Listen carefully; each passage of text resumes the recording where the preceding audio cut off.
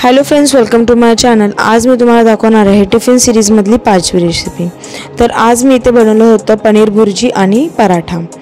तर सर्वात आधी पनीर भुर्जी बनवली। त्यासाठी कढईमध्ये एक बटरचं क्यूब टाकून घेतलं आणि त्याच्यामध्ये 1 चमचा तेल टाकून घेतलं। बटर थोडंसं मेल्ट व्हायला आलं, तेल गरम झालं की लगेचच त्याच्यामध्ये 1 चमचा जिरं टाकून घेतलं आणि चिमूटभर हिंग टाकून घेतलं।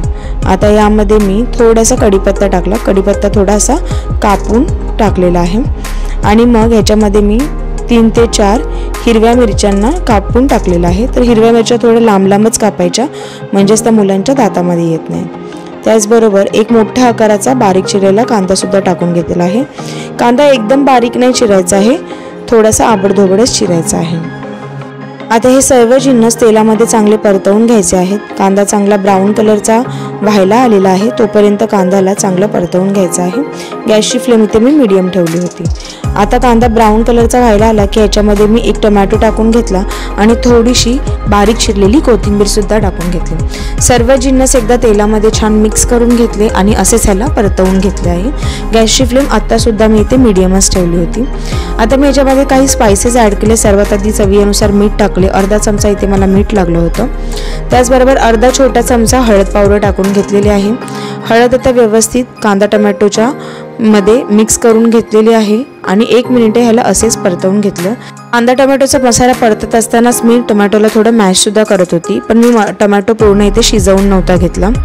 आता 1 मिनिटानंतर मी ह्याच्यामध्ये पनीर क्रम्बल करून टाकत आहे, म्हणजे हातानेच कुस्करून असं पनीर टाकून घ्यायचं आहे कांदा टोमॅटोमध्ये।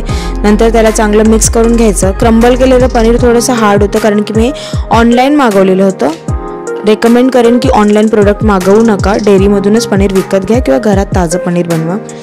आता मी ह्याच्या पनीरला थोडंसं जिथे जिथे मला गुठळ्या जास्त दिसत होत्या तिकडे त्याला मी स्पॅच्युलानेच थोडंसं असं मॅश करून घेत होती।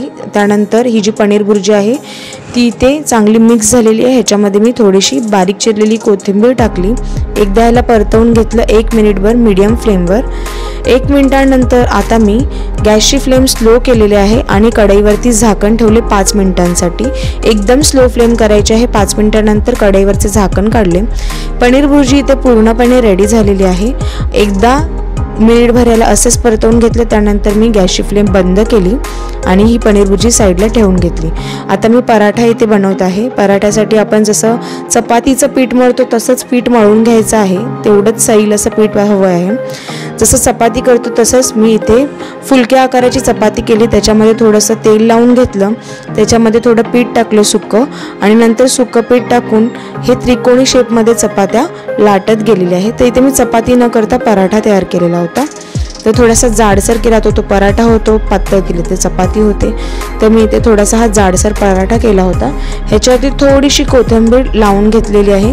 हवी असेल तर कोथिंबीर तुम्ही आतमध्ये स्टफ करू शकता। कोथिंबीर उत्तम लागते खायला चपातीसोबत। तर हा जाडसर पराठाच ठेवलेला आहे।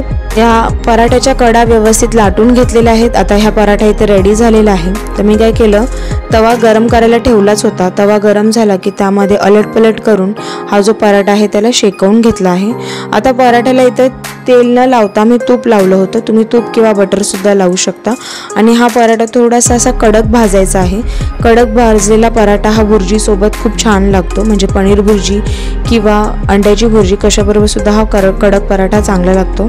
मग हे पराठे मी काढून घेते एका प्लेटमध्ये आणि मग त्यानंतर मी इथे टिफिन भरत आहे। टिफिनमध्ये भुर्जी टाकत असताना त्याच्यातला जेवढ्या होईल तेवढ्या मिरच्या काढून घेतलेल्या आहेत, म्हणजेच मुलांच्या दाताखाली मिरच्या येणार नाही।